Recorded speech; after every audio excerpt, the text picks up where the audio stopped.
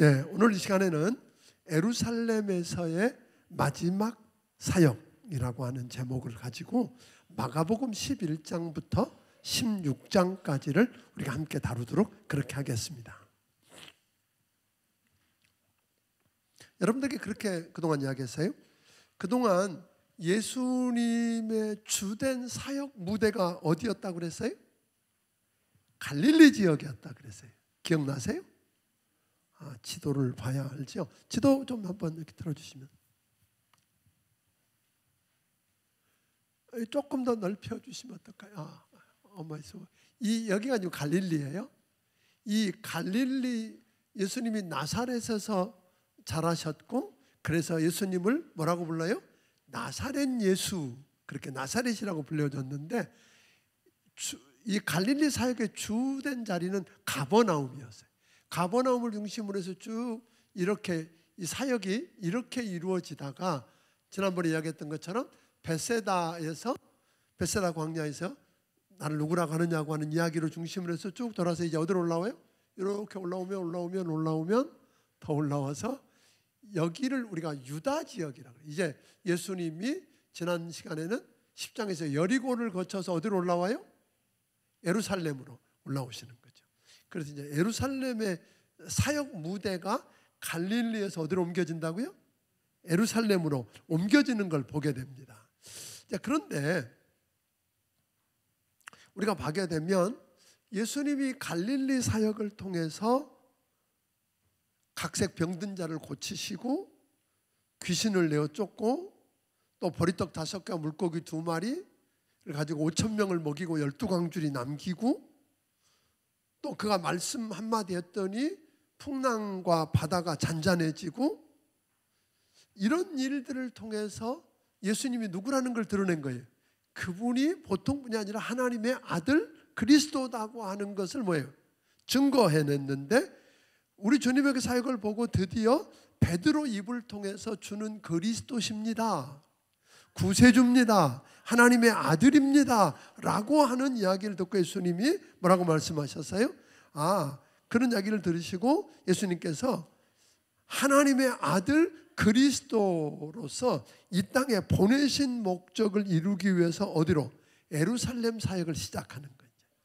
그러니까 이제 이 갈릴리 사역은 예수님이 누구신가를 드러냈다 그러면, 예루살렘을 올라가셔서는 예수님이 이 땅에 오신 목적을 구체적으로 이루어가는 그런 걸 보게 됩니다. 그래서 좀 더 구체적으로 보면, 베드로의 신앙 고백 이후부터 밝히신 대로 예수님이 많은 고난을 받으시고 장로들과 대제사장들 그리고 서기관들에게 배척을 받고 십자가에 죽임을 당하셨다가 사흘 만에 부활하셔서 구원을 이루시고 하신다고 그랬는데, 그를 이루기 위해서 어디로 가신다는 거예요? 예루살렘 성으로 지금 입성하시는 거죠. 그 이야기가 오늘 11장부터 시작되는 것입니다. 자, 1절 한번 읽어보고 시작하겠습니다. 1절을 읽어봅니다. 시작. 그들이 예루살렘에 가까이 와서 감람산 베다에 이르렀을 때 예수께서 제자 중 2를 보내시며, 그러니까 예수님이 지금 어디 가까이 왔다고요? 예루살렘 가까이 와서 감람산에서 보면, 성지순례 가봤던 분들은 알겠지만 가서 보면 뭐가 내려다보여요? 예루살렘이 쭉 이렇게 한눈에 내려다 보인단 말이에요. 그곳에 지금 오셨을 때입니다. 그래서 예수님이 벳박에는 감람산 근처고요. 이 베다니도 그렇게 멀리 떨어져 있지 않지만 약 예루살렘 성에서 2km 안쪽에 있는, 그러니까 성 안에 살지 못하는 조금 더 소외된 사람들이 주로 사는 지역이 베다니인 것을 우리가 보게 됩니다. 그러니까 예수님이 요 11장에는 3일 동안, 그러니까 요즘으로 말하면 주일부터 화요일까지 사흘 동안 주로 베다니에 머무르시다가 성전에 예루살렘 안에 들어오셨다가 나가셨다, 이런 그 사흘 동안에 이루어졌던 사역을 언급하고 있는 걸 보게 됩니다. 예수님께서 예루살렘 성이 다 내려다 보이는 감람산 벳박에와 베다니에 이르렀을 때, 예루살렘의 옛날 같으면 예수님이 예루살렘 성에 그 전에도 예루살렘 왔다 가신 적이 있잖아요. 그럴 때는 별로 소문내지 않고 조용히 들어왔다가 가시곤 하셨어요. 그런데 이번에는 그때와 달리 우리 죄 문제와 죽음의 문제를 해결하고 구원해서 영생을 얻게 하기 위해서 십자가에 죽으시기 위해서 마지막 예루살렘 성에 입성하실 때는 공개적으로 저들이 기다리고 있던 누구라고, 그리스도고 메시아 왕이라고 하는 왕으로 지금 예루살렘 성을 입성하기를 원하신 거예요. 그래서 먼저 제자들을 통해서 입성 준비를 하죠. 어떤 모습이죠? 제자들 둘을 보내갖고 벳박에로 추정되는 건너편 마을에 가서 가면 뭐가 있을 거라고요? 한쪽에 사람이 한 번도 타보지 않은 나귀 새끼가 매 있을 거야. 그거 뭐해? 풀어가지고 가지고 와. 만약 주인이 당신 뭐요? 뭐 도둑질해 가는 거요? 하고 예를 들면 그렇게 말하면 왜 가져가냐 그러면 뭐 주가 쓰시겠다고 그래. 그럼 보내줄 거야. 아니, 이해가 되세요? 그런데 여기 재밌는 게 이제 그런 거예요. 여기서 두 가지 우리가 보게 되는데, 궁금한 것은 로마 황제나 일반 보통 왕들은 등극할 때 흰 말을 타거나 흰 말들이 이끄는 병거를 타고 많은 군사들의 호위를 받으면서 입성하는 게 보편적일 텐데 왜 하필이면 우스꽝스럽게까지 한 뭘 타고 와요? 나귀 새끼를 타고 지금 입성하실까요? 어쩌면 이것은 예수님께서 예루살렘 성을 입성하시는 건 예루살렘을 지배하고 정복하기 위해서가 아니라 세상 죄를 다 짊어지고 이것을 해결하기 위해서 오신, 인류를 구원하기 하고 영생을 얻게 하기 위해서 오신 겸손한 왕, 또 말씀을 이루기 위해서 오신 왕이다, 그런 거죠. 그러니까 예수님이 오시기 전에 BC 520년경에 스가랴 선지자를 통해서 이렇게 예언했다고. 스가랴 9장 9절에 보면 시온에 따라 크게 기뻐할지어다, 예루살렘에 따라 즐거이 부를지어다. 보라, 내 왕이 임하나니 그는 공의로우며 구원을 베풀며 겸손하며 나귀를 타나니 나귀의 작은 것 곧 나귀 새끼니라. 그러니까 주님이 예언된 말씀을 이루는 겸손한 왕, 의의 왕으로 오셨다고 하는 거죠. 그렇지만 그분은 누구라는 거예요? 전지전능하신 하나님이고 하나님의 아들이시고 우리 존재와 우리의 모든 생각까지도 다스릴 수 있는 왕이고 우리 운명을 바꿀 수 있고 세상을 바꿀 수 있는 왕 중에 왕으로 오신 분이다. 그런 걸 보여주기 위해서 지금 하신 거란 말이에요. 그러니까 예를 들면 여러분들은 제가 옆에 라이프 아파트 가면 빨간색 자동차가 한 대 있는데 가서 그거 가지고 오세요. 누가 왜 가지고 가냐 그러면 주께서 쓰시겠대요. 그러고 가실 수 있는 분. 아멘. 할렐루야. 근데 제가 말하는데 가면 큰일 납니다. 그렇게 가면. 그런데 하나님이 저를 통해서 보내셨다 그러면 또 이야기가 주께서 내게 말씀하시기를 가져오라네요. 그러면 그건 다른 이야기지만, 그러니까 그 말은 뭐예요?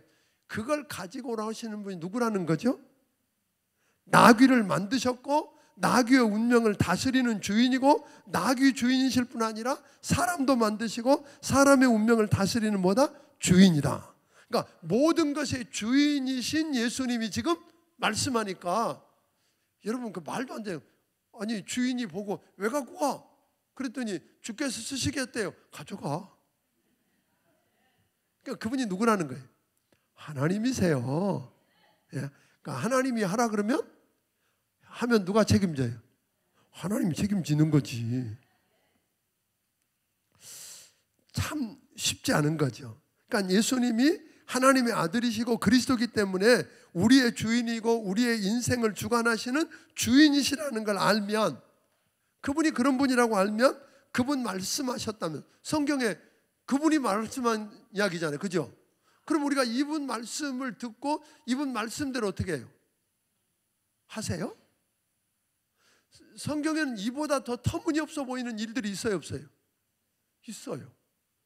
그러면 여러분, 성경에 우리가 예수님이 하나님이고 하나님의 아들이고, 아멘, 우리를 만드시고 우리의 모든 인생과 세상을 주관하고 다스리는 왕 중의 왕이라고 믿는다면, 또 이게 그분의 말씀이라면 그분 말씀대로 하는 게 옳아요, 안 옳아요? 근데 왜 다 안 하세요?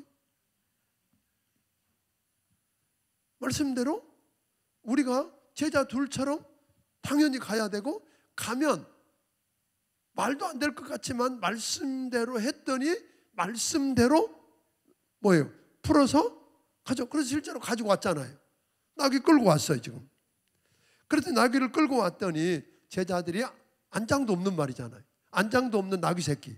그래서 제자들이 겉옷을 벗어서 나귀 새끼 위에 깔았어.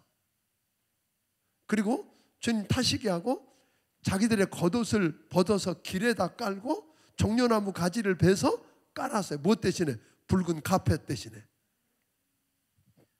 그러면서 호산나라는 뜻은 뭐예요? 구하오니 지금 우리를 구원하소서, 이런 뜻이거든요. 유대인의 왕으로 오시는 이여 구하오니 지금 우리를 구원하소서 하고 외치면서 앞서고 뒤서면서 지금 주님을 호위하고 왕으로 인정하고 예루살렘 성에 입성하는 모습을 보게 됩니다.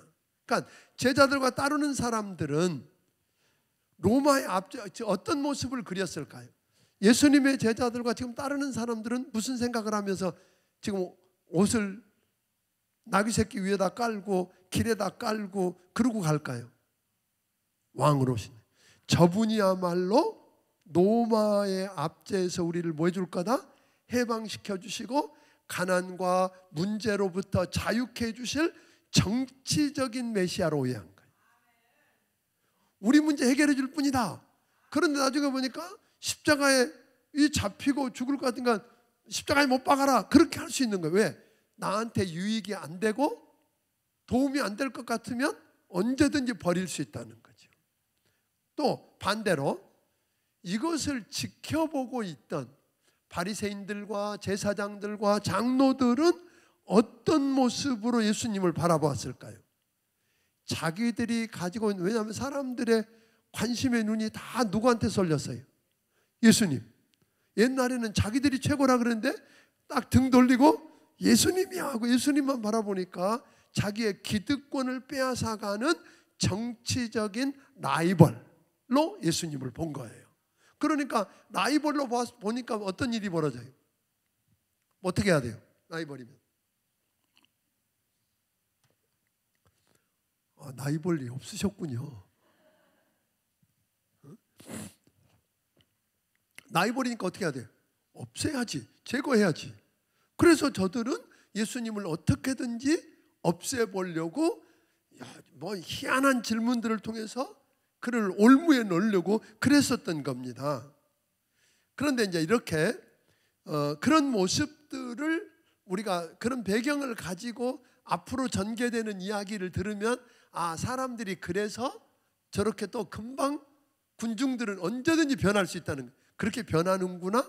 왜 그렇게 아주 질기게도 종교 지도자들이 그렇게 예수님을 없애려고 그러는가 하는 것들을 이해할 수 있을까라는 생각이 들어집니다. 예수님은 이제 입성한 다음에 성전에 들어가서 성전을 둘러보시고는 제자들을 데리고 다시 베다니로 나가십니다. 그리고 그 다음 날 베다니에서 다시 성전을 들어가시는데, 가다 보니까 잎이 무성한 뭐가 있었다 그러세요? 무화과 나무가 있는데 시장하셔서 멀리 보니까 잎이 무성하니까 뭐가 있을까 하고 열매가 있을 거라고 생각하고 열매를 보았어요. 그런데 성경이 더 희한한 건 뭐라 그러냐면, 그때는 무화과 철 아니래. 그런데 열매가 없다고 주님이 저주하셨어. 그랬더니 뿌리부터 말라버렸어. 이걸 놓고 이제 사람들이 시비를 많이 거는 거예요. 어떻게 사랑의 예수님이 무화과 철도 아닌데 열매 없다고 왜 저주해갖고 말라지게 만들어? 이렇게 버트나드 러셀 같은 사람은 그래서 그런 거 보니까 예수님 뭐가 없더라? 사랑의 주님 아니다, 이렇게 이야기했어요. 근데 뭘 모르는 이야기예요. 물론 무화과 철 아닌 건 맞아요. 그렇지만 무화과 나무 특성상 잎이 무성하면 반드시 뭐가 있어요? 열매가 있는 거예요. 그러니까 그때 시기적으로 잎이 무성할 철이 아닌데 지금 뭐하고 있어요? 무화과 철이 아닌데 잎이 무성했다면, 잎이 무성하면 반드시 뭐가 있다? 열매가 있는 거예요. 그러니까 열매가 있어야 할 상황인데 열매가 없는 것 때문에 이야기하는 거예요. 근데 실제로 우리 주님의 관심은 단순히 무화과 나무 하나에 열매가 있냐 없냐, 그래서 없어 이것보다 그걸 통해서 우리에게 교훈해 주고 싶으신 게 더 많았던 거예요.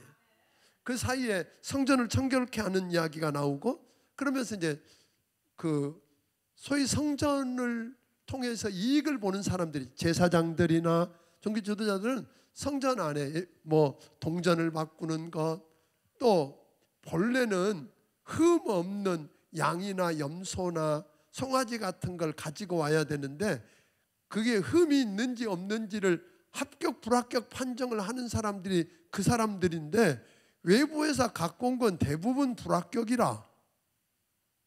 그럼 어디서 사야 돼요? 이 안에서 사야 합격을 받지.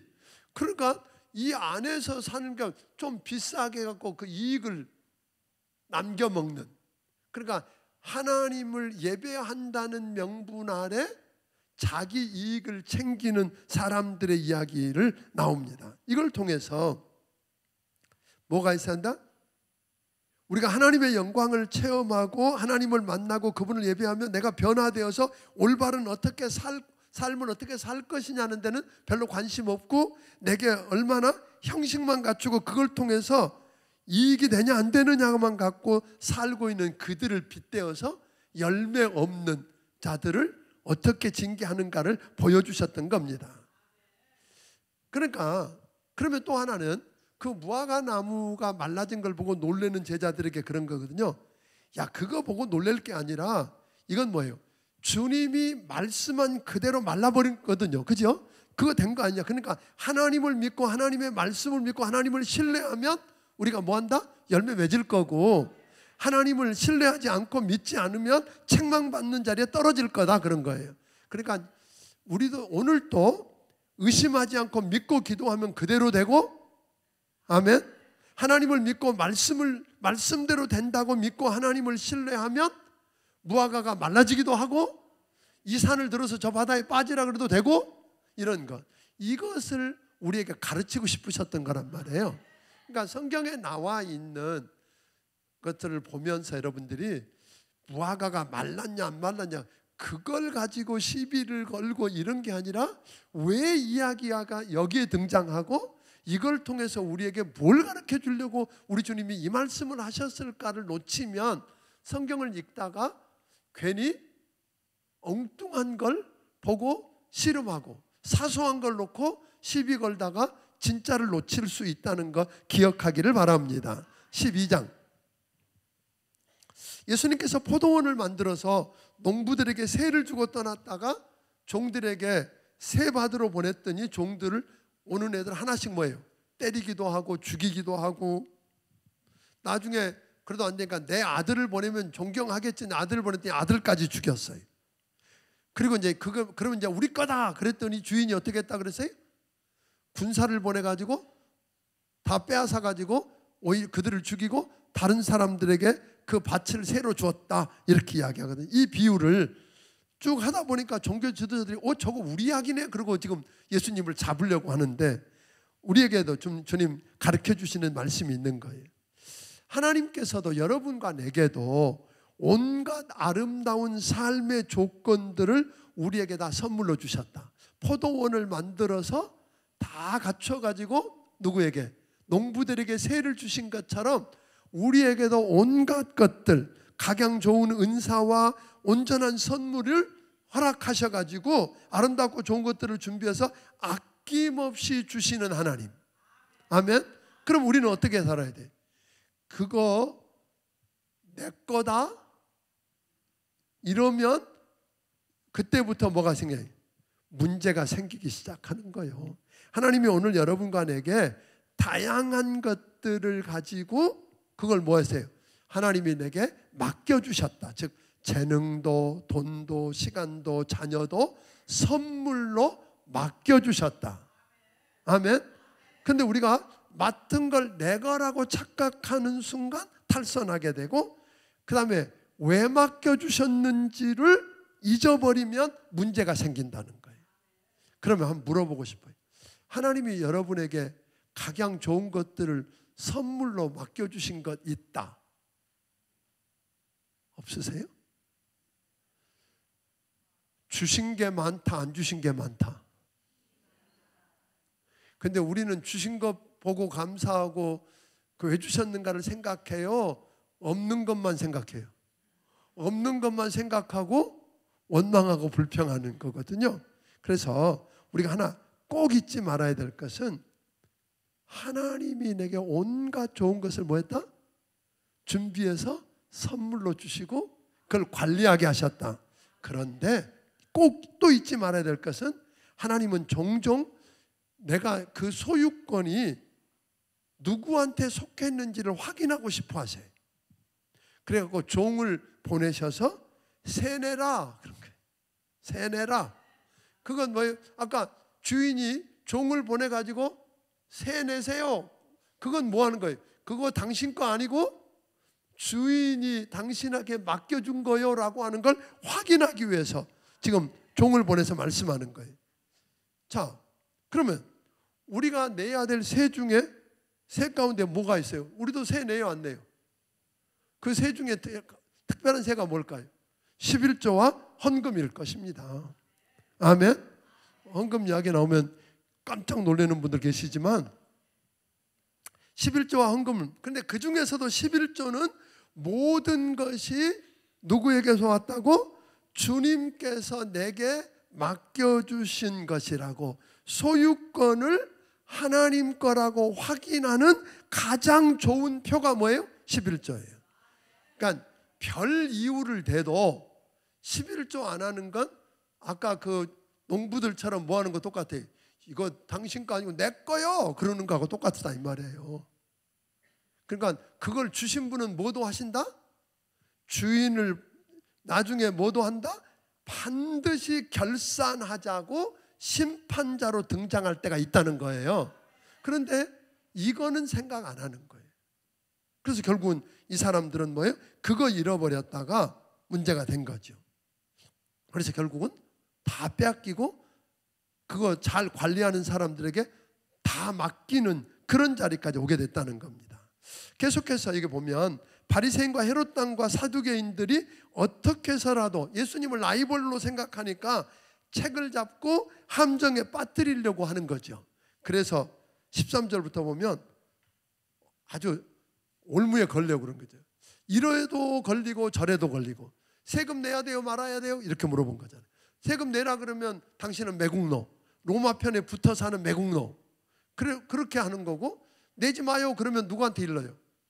로마한테 일러갖고 얘 지금 반역했어요 그리고 잡으라고 그러고. 그러니까 이래도 걸리고 저래도 걸리고. 근데 예수님이 걸리겠어요? 우리도 그런 일이 있다 없다? 그러면 예수님이 기가 막히게 뭐라고 하세요? 그냥 그 세금 내는 동전 한번 보여줘봐.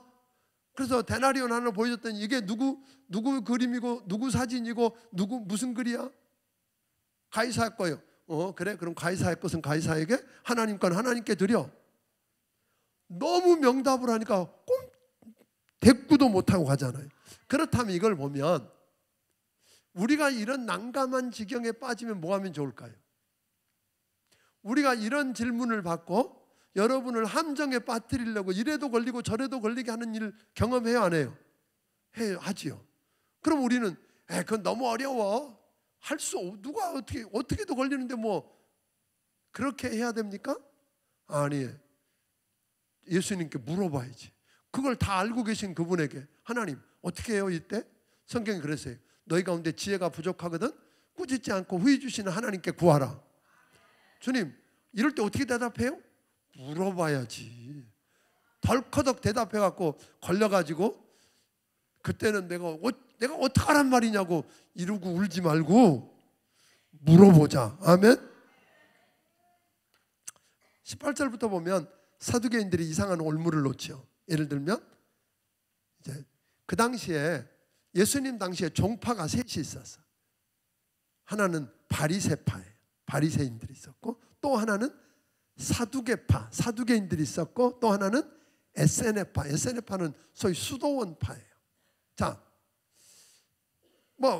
여기서는 사두개인만 좀 설명하면, 사두개파는 본래 제사장 계급 출신의 그 유대 사회의 소위 상류층들이었어요.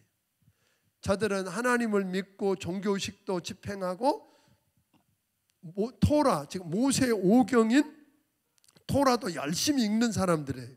그런데 로마 권력과 결탁해서 상당한 사회적인 특권과 부를 누리고 있던 사람이에요. 어쩌면 이놈의 부 때문에 세속적이고 현실주의적인 그런 사람들이 됐는지 모르지만 이들이 그랬어요.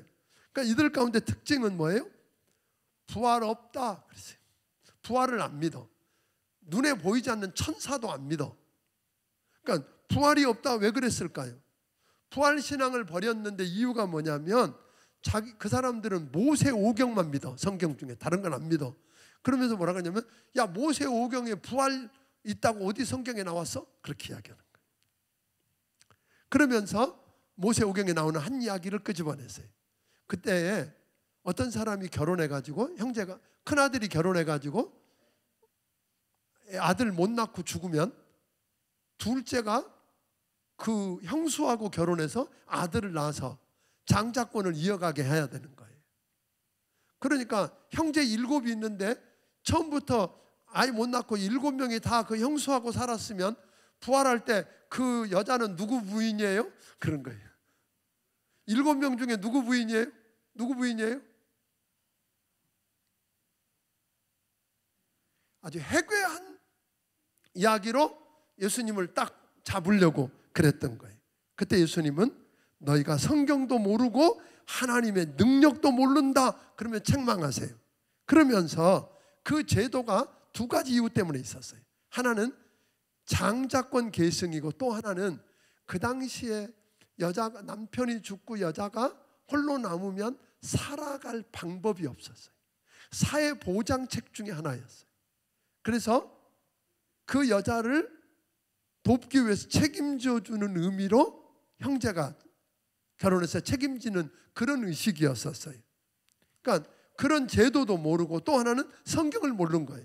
예를 들면 모세 오경에 부활 이야기가 있을까요, 없을까요? 수두룩해. 그 중에 대표적인 게 아브라함이요. 아브라함이 부활 신앙이 있었을까요, 없었을까요? 잘 모르겠죠. 예. 로마서 히브리서 11장 18절 19절 거기만 읽어보겠습니다. 로마서 4장 17절 20부터 24절까지 읽어도 이야기가 나오는데, 우리 히브리서 11장 18절 19절을 읽어보겠습니다. 네, 읽습니다.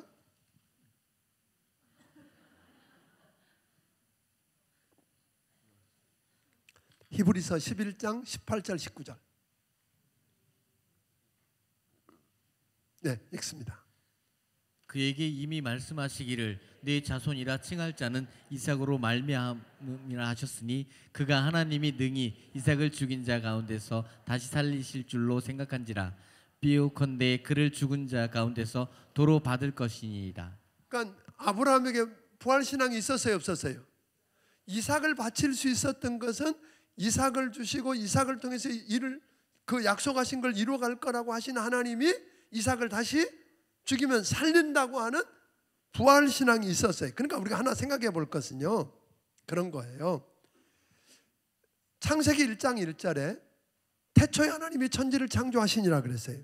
그러니까 태초에 천지를 창조하신 하나님을 믿을 수 있다면, 무에서 유를 창조하신 하나님을 믿을 수 있다면 죽은 자를 살린다는 걸 믿을 수 있어요, 없어요? 있는 거지요. 내게 생명을 주신 하나님은 나를 부활하게 할 수 있는 전능하신 하나님인 걸 믿어야 된다는 거죠. 또 하나, 저들은 부활 후에 천국에서 우리 모습이 어떤지도 몰랐던 거예요. 그래서 성경대 다 많은 거예요. 성경 모르면 이렇게 엉뚱한 다리 긁어요. 그래서 책망만 들어야 되는 거예요. 오늘 이들은 뭐예요? 여기 보니까 부활한 다음에는 천사같이 된다 그런 이야기 아니에요. 천사처럼 시공간의 제약을 받지 않는 그런 모습이고, 거기 가면 천국에서는 뭐예요? 시집도 안 가고 장가도 안 가고 우리 같은 삶이 아니라는 것을 이야기하고 있는 것입니다. 어떤 계명이 크냐 그랬더니 주님이 그 전체 계명 중에서 딱 두 마디로 하나님 사랑하고 두 번째는 뭐예요? 내 이웃을 내 몸같이 사랑하라는 말로 요약해 버리시고, 그렇게 하니까 이제 그 사람들이 더 이상 시비 못 걸게 되는 상황을 경험합니다. 또 하나는 저들을 보니까 긴 옷 입고 다니면서 자기들이 얼마나 거룩하고 경건한지를 외적으로 드러내고 문안받고 상자에 앉기를 좋아하며, 또 앞으로는 기도 길게 하면서 자기가 경건한 척하지만 뒤로는 과부의 가산을 챙기는 사람들, 너희보다 그때 헌금하는 걸 봤더니 그 당시 가장 낮은, 가장 요즘 우리로 말하면 요즘 1원짜리 같은 1원짜리 정도 헌금한 과부, 가난한 과부를 보면서 이 여자가 헌금 제일 많이 했다 그렇게 칭찬하셨거든요. 왜요? 이 여자는 뭘 했기 때문에 제일 많이 했다 그랬을까요? 작은 거지만 자기의 가진 전부, 즉 희생이 들어있고 헌신이 들어있는 헌금을 가장 많이 했다 그런 거예요. 그러니까 돈의 액수가 중요한 게 아니라 내가 얼마나 헌신이 들어있고 희생을 그 안에 담았느냐가, 그리고 주님을 사랑하는 사랑을 담았느냐가 결국은 하나님 앞에 칭찬 듣느냐 못 듣느냐를 결정한다는 거예요. 13장 솔로몬 성전, 맨 처음 성전이 모세 성막이 있었어요. 그렇죠? 그 다음 두 번째는 뭐가 있었어요? 움직이지 않는 성전이 뭐가 있었어요? 솔로몬 성전이 있었어요. 솔로몬 성전이 바벨론에 의해서 불타버리고 난 다음에 포로로 잡혀갔던 사람들이 돌아와서 스룹바벨 또는 학개 이런 사람들에 의해서 지어진 성전을 뭐라고 불러요? 우리가 스룹바벨 성전, 그 제2성전이죠. 그 다음에 스룹바벨 성전이 퇴락한 다음에 새롭게 증개축한 성전을, 우리는 신약시대까지 있었던 성전을 뭐라고 불러요? 헤롯 성전. 헤롯이 본래 유대인 혈통이 아니거든요. 그러니까 왕이 되었으니까 자기가 유대인들의 환심을 사서 좀 가까워 보려고 정치적인 목적을 가지고 그 성전을, 예루살렘 성전을 46년에 걸쳐서 증개축을 하는 거예요. 아주 어마어마하게 아름답고 화려하게 건축해서, 그걸 가리켜서 우리는 뭐라고 부른다? 헤롯 성전, 그렇게 불러요. 그런데 이 성전이 얼마나 웅장하고 대단하게 지어졌는지 저들은 무슨 생각을 했냐면, 이 성전만은 메시아가 다시 오실 때까지 절대로 무너지지 않고 영원할 거다, 이렇게 생각하고 있었어요. 그때 제자들도 맞아, 그러면서 예수님께 예수님 저 성전 좀 보세요, 저 돌들 좀 보세요, 저게 어떻게 얼마나 대단합니까 하고 물었더니 예수님이 의외의 대답을 하세요. 이 성전 앞으로 돌 위에 돌 하나도 남지 않고 다 무너질 거다, 이런 이야기를 통해서, 그랬더니 제자들이 그 이야기 듣고 충격을 받고, 언제 그런 일이 있어요? 그런 일이 있을 때 무슨 징조가 나타날 건가요? 이런 이야기. 그때 예수님은 그 예루살렘 성전의 문제뿐 아니라 최후의 종말을 경고하시면서 그때에 무슨 징조가 있는지, 그러므로 마지막 때 우리가 어떻게 살아야 되고 무엇을 준비해야 하는가를 이야기해 주셨어요. 이것은 다음 주일날 낮예배 때 말씀을 드릴 겁니다. 기대하십시오. 그 마지막 이야기를, 그래서 제가 1월 한 달은 제목을 이렇게 정해서 한 달, 1년 동안 붙들고 씨름하며 살도록 하는 주제를 드린다 그러세요. 오늘 낮에는 뭐 한다 그러세요? 오늘 낮에 우리가 뭘 기도하고 살자고요? 아멘. 그건 여러분 이번 주간 내내 틈만 나면 전심을 담아서 하나님 영광을 보고 싶습니다. 아니에요, 정말이에요. 그래서 정말 다음 주간에 와서 여기저기서 하나님 영광을 보았다고, 하나님의 임재를 경험했다고 간증하는 감격을 노래하게 되기를 주의 이름으로 축원합니다. 14장. 본격적으로 제사장들과 서기관들이 예수를 잡아서 죽일 방도를 찾습니다. 그런 환경 속에서 베다니 예루살렘, 그러니까 예루살렘에서 한 2km 남짓 떨어진 곳에 아주 살벌한 상황이에요. 예수님을 잡아다가 어떻게든 지금 죽이려고 하는 살벌한 상황에서 본래 나병 환자, 문둥병 환자였다가 예수님의 은혜로 고침을 받았던 시몬이라는 사람. 그런데 지금도 사람이 뭐라고 불러요? 그 사람을 문둥병자 시몬이라고 불려지는 그 사람 집에서 예수님으로부터 특별한 은혜를 입었던 사람 집에서 또 죽었다가 살아났던 사람 누구? 나사로와 마르다와 마리아, 이 주님의 특별한 은혜를 입었던 사람들과 함께 베풀어진 잔치자리, 거기에서 있었던 이야기입니다. 그때 한 여자가, 근데 요한복음에서는 그 여자를 누구라고 그랬어요? 마리아, 그렇게 불렀어요.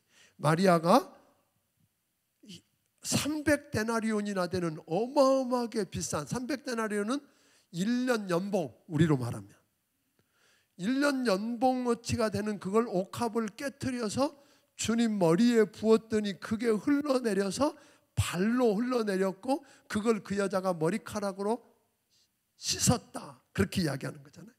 자, 이걸 듣고 우리는 뭘 하게 돼요? 예수님은 막 책망하는 그들에게 내버려둬, 그런 거잖아요. 그 여자가 좋은 일 했어. 그리고 그 여자가 드린 것보다 크게 받으세요. 내 장례를 준비했어.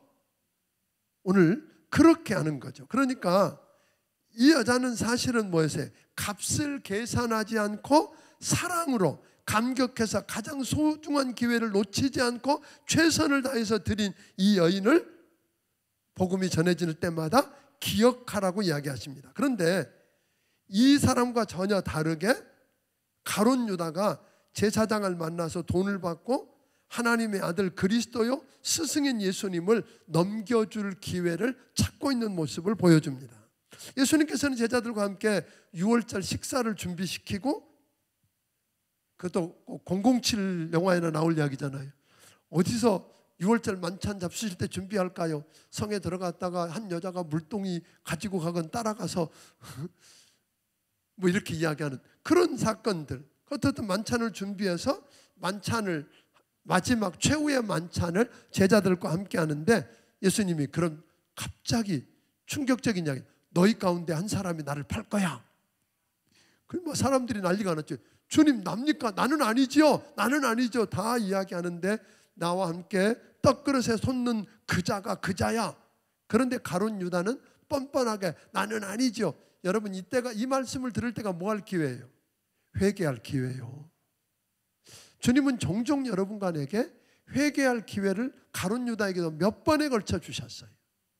그런데 그 회개할 기회를 놓치고 결국 하나님의 아들 예수님을 십자가에 못 박도록 팔고, 그리고 저는 나중에 뭐예요? 목매서 자살해서 배가 터져 죽는.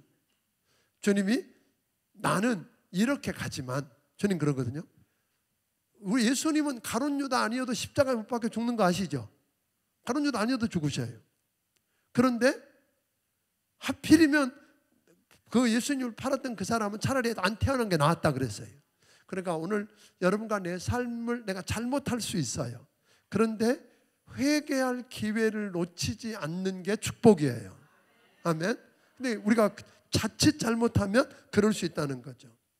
예수님은 또 그리고 나서 한마디 더 하셔요. 너희가 다 나를 버리고 흩어질 거야. 내가 잡혀서 죽게 될 때 너희는 다 나 버리고 흩어질 거야. 그러니까 내가 다시 살아난 후에는 너희보다 먼저 갈릴리에 가 있을 테니까 거기서 보자. 그가 막 베드로가 가만히 있겠어요. 성격상 그 성질 급한 베드로가 주님 그런 거잖아요. 다 버려도 나는 아니지요. 다 버려도 나는 안 버려요. 그럽니다. 근데 사실 이 말 조심해야 되는 거 아세요? 교회도요, 다른 사람 다 떠나도 나는 절대로 교회 지킨다는 사람이요 떠나요. 조심해야 돼. 그러니까 무슨 말이냐면 주님과 나와의 관계 때문에 내가 이렇게 하겠다고 이야기하는 거하고 저 사람보다 내가 낫다는 걸 증명하기 위해서 하는 건 다르다는 거예요. 이 베드로가 그런 거예요. 내가 주님께로부터 받은 은혜가 뭡니까? 그러니까 나 절대로 주님을 나는 배반하고 부인할 수 없어요. 안 해요 라고 해야지.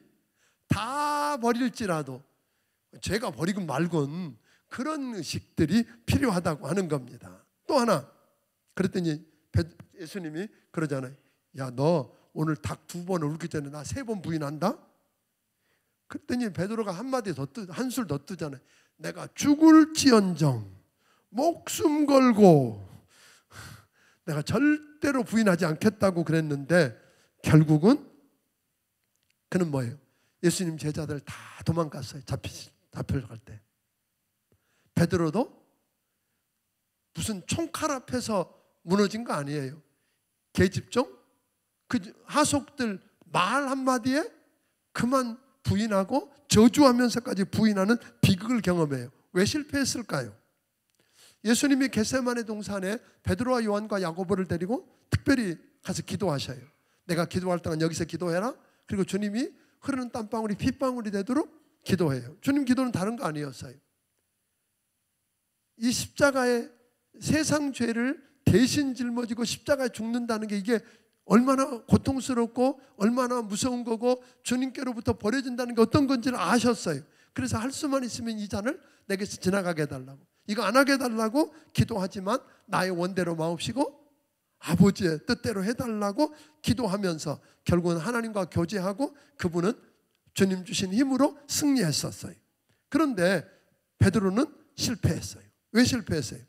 첫째는 기도에 실패한 거예요. 기도할 때 뭐 했다 그랬어요? 잤어. 피곤해 잘 수 있지. 1시 동안도 깨울 수 없으니까 또 깨어나니까 뭐예요? 또 잤어. 오늘 여러분 기도할 수 있으면 너무 귀하다는 거 아시죠? 기도에 무너지지 않게 되기를 주의 이름으로 축원합니다. 기도에 실패하지 않아야 돼. 자기 힘으로 자기 의지로 절대로 할 수 없어요. 기도해서 하나님 주신 힘으로 주님 능력을 덧입고 감당하게 되기를 주의 이름으로 축원합니다. 또 하나 베드로가 실패한 이유는 멀찍이 따라갔다 그랬어요. 54절에 보면 멀찍이는 내가 늘 이거 제일 재밌게 쓰는 말, 멀찍이가 얼마만큼 멀찍이라 그랬어요? 저 사람들이 쫓아와도 안 잡힐 만한 거리, 그 다음에 너무 멀어서 예수님이 뒤돌아보면 보일 만한 거리, 그러니까 주님 나 여기 있어요 할 만한 거리고, 누가 나 잡아가겠다 그러면 뭐예요? 안 잡히고 도망갈 만한 거리. 그 요 자리면 성공할 것 같은데 그게 여러분 뭐예요? 함정이에요. 함정. 아예 딱 주님 편에 집에 들어가 버린 요한은 뭐였어요? 괜찮았어요. 그러니까 아예 주님 편에 딱 서기를 주의 이름으로 축원합니다. 양다리 걸치면 성공할 것 같은데 양다리 걸치면 다 버려지는 거죠. 옛날에 그 남북전쟁 때 한 사람이 꾀를 냈잖아요. 아랫도리는 남군 옷 입고 윗도리는 북군 옷 입고. 그래서 사람들이 생각할 때 남군은 아랫도리 보고 안 쏘고 북군은 윗도리 보고 안 쏠 줄 알았어.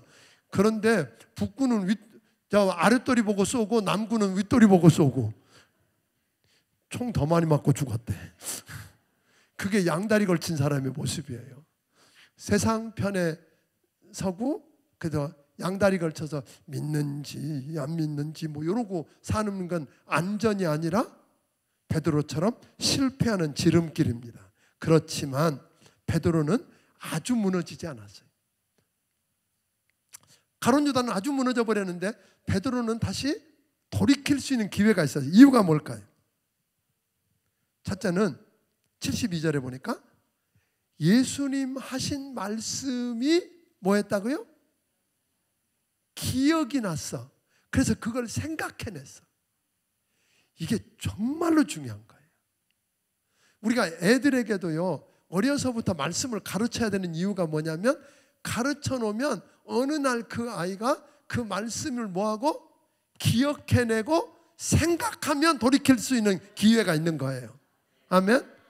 여러분 성경 대탐험 이렇게 해놓으면 여러분이 혹여 실패하고 넘어졌을 때도 이 말씀이 뭐하게 되면 기억이 나고 생각이 나면 돌이킬 기회가 있는 거예요. 살 수 있다는 거예요. 그러니까 말씀을 어떻게든지 전해주세요. 말씀 들을 자리에다가 모셔다 놓으세요. 목장 식구들도 그러고요. 우리 교회 재직만 해도 한 800명 되는 것 같아. 다 재직 저기 하니까 700~800명 되는 것 같아.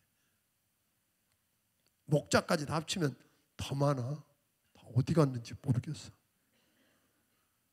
그러니까 뭘 생각했나요? 말씀을 기억할 수 있어. 그러니까 아이들에게도 재밌는 거 해갖고 애들 지킬 수 없어요. 하나님의 말씀이 전해지면 사는 거예요. 또 하나 회복시킬 기회가 있었던 건 뭐라 그랬어요? 예수님이 누가복음 22장 31절 32절에 보니까 기도하라고만 하신 게 아니라 예수님이 내가 너를 위해서 뭐 했다? 기도했다 그러셨어요. 기도하겠다. 예수님이 기도 안 했으면 베드로는 뭐 했다? 아주 망했어. 그러니까 오늘 여러분 부탁해요. 기도하는 부모가 있는 자식은 뭐 한다? 안 망한다고 그러잖아요. 그러니까 기도해야 돼. 여러분들이 서로를 위해서 기도하고 중보 기도해야 돼. 전 여러분의 기도 때문에 사는 거 아시죠? 아멘. 기도해 주셔야 돼. 그래서 기도했다는 거예요. 그러니까 기도가 있었기 때문에 돌이킬 수 있었다는 거죠. 아멘. 또 하나 누가복음 22장 61절에 보니까 여러분이 주님이란 베드로 그때 쳐다보겠어요? 안 쳐다보겠어요? 다 버려도 너는 안 버린다고? 죽어도 나 부인 안 한다고? 그래 꼴 좋다 이러고는 고개 싹 돌리시지 않았다 이 말이에요. 그 베드로를 뭐 했다 그러세요? 쳐다봤어. 그게 베드로가 그 자기를 바라보고 있는 주님 눈을 딱 마주친 거예요. 그러니까 우리 자녀들 속 썩인다고 고개 탁 돌려버리면 안 돼. 우리 성도들 힘들게 한다고 와서 저기 오는데 고개 이렇게 돌리고 이렇게 안 본 척하고 이러면 안 돼. 쳐다보기엔 마음이 아프지만 그래도 쳐다보면 하나님이 그 사람 뭐 한다? 살려주실 거예요. 회복시켜 주실 기회를 얻는 거예요. 그래서 이런 것들이 결국은 베드로로 하여금 통곡하고 돌이키게 했다는 거예요. 15장. 큰일 났네.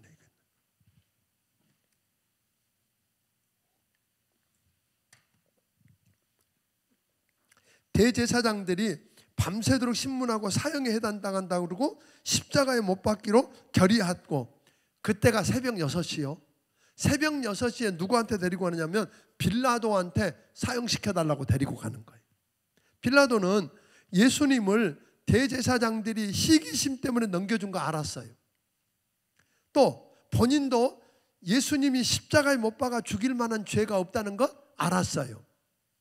그런데 군중 심리에 떠밀려서 무리들에게 만족을 주려고 그 압력의 굴복에서 말도 안 되는 바라바 풀어주고 예수님은 채찍질해서 십자가에 못 박도록 내어줘요. 자, 우리도 그럴 수 있다는 거 아세요? 빌라도가 여러분 그럼 빌라도가 안 죽였어요? 별 핑계를 대도 빌라도가 선택한 거예요.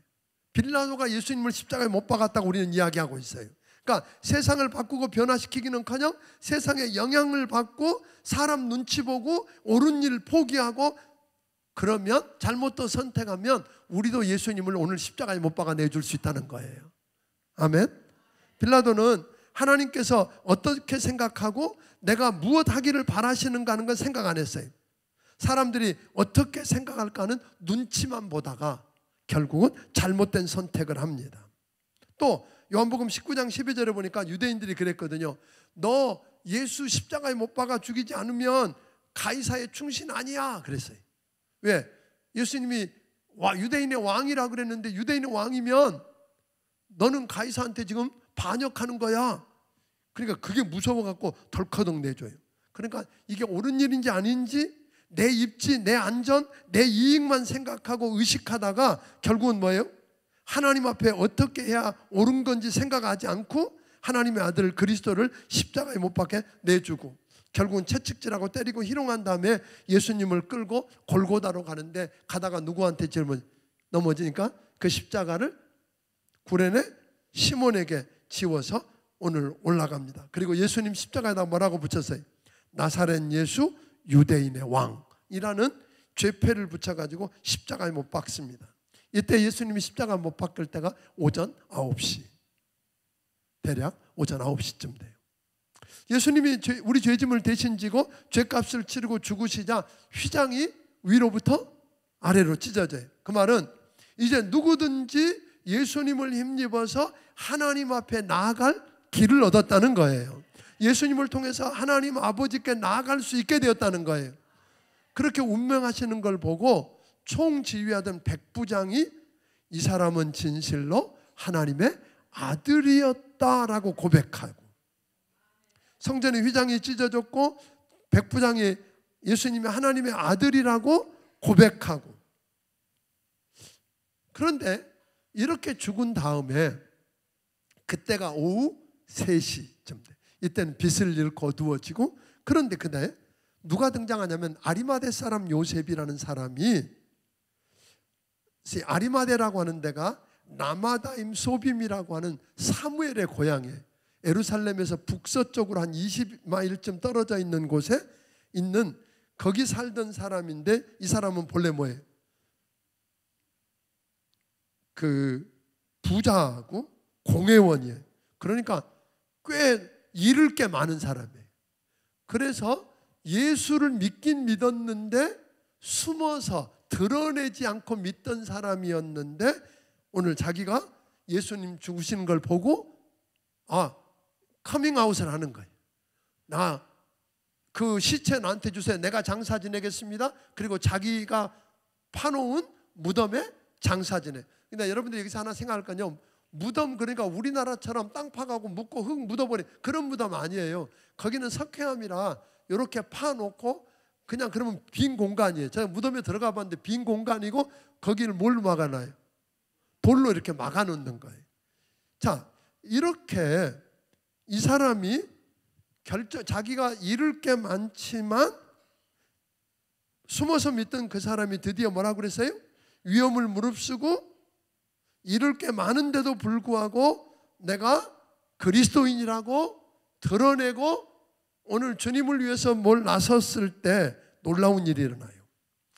밤에 예수님께 와서 어떻게 해야 구원 영생을 얻느냐고 물었던 니고데모가 그 사람도 잃을 게 많은 사람이라가 몰래 믿던 사람인데 그 침향 섞인 그 향을 100근이나 내놓고 도와주는 거예요. 그러니까 여러분들이 회사에서도 안 믿는 척하고 식사할 때도 머리 아픈 척하고